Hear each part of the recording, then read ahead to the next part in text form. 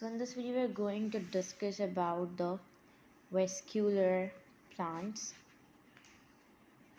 So as you guys all know, in the previous video we discussed about diversity among plants. So there were two types of plants. First was the vascular plants or bryophytes, or second was a non-vascular plants or bryophytes, which is having no xylem, phloem or the vascular bundle. And second we are having the vascular plants, which is also called the tracheophytes, and that was bryophytes, which was non-vascular. So vascular plants, which means having the xylem and the phloem, that is basically the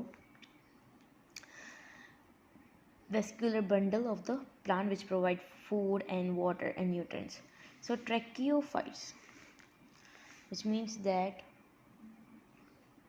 tracheates plus plant. What is trachea? Trachea is basically type of xylem. Alright, which means that is having the pointed end through which water will be moved, water will be moved. Alright, water will move, but there is a unidirection. As a unidirection. Alright, unidirection from roots to the leaves. So xylem. Now let me define xylem and phloem now. Xylem carry water and minerals. Xylem carry water and minerals from the soil to the aerial part of the plants. What is aerial? Aerial like leaves, stem, branches. So that take water and minerals from the soil, and that provide that water and the mineral. These are the vascular bundle, which basically carry water and mineral from the soil, and they basically provide that water or minerals to the aerial parts of the plant, which means like we are having the leaves, stem, and branches. So that is the work of the xylem. And if we talk about the phloem, so that basically conduct the food, alright, and transport to the different organs of the plant, alright, like stem, leaves, and all. So phloem work is to transport the food, and xylem work is to transport the or to carry the water and to give to the aerial parts of the plant. Alright, so xylem do the mechanical support to the plant due to the presence of the lignified wall. Lignified wall means which provide basically the rigidity. Alright, and these are the complex tissue. They are different in the complex tissue xylem. Alright, why they are complex tissue? Because they are having the sclerenchyma cells for support. These are the dead cells which basically support the plant just because of the xylem. So that sclerenchyma contain a lignin. This is a polysaccharide. So this is about the xylem and the phloem. I hope you guys understand what I'm trying to say. This is just an introduction video or general characteristics of the vascular plants.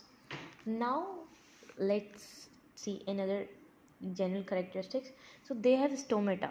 What is stomata? Stomata is the air pores for the transpiration, which means the water in the form of the vapor, and guttation is basically the water in the form of the droplets.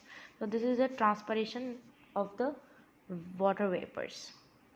So stomata is for the transpiration of the water vapor, alright, for the gases of exchange. As well as they are having the cuticle layer on the upper epidermal layer. So this is the cuticle layer. It is a waxy layer.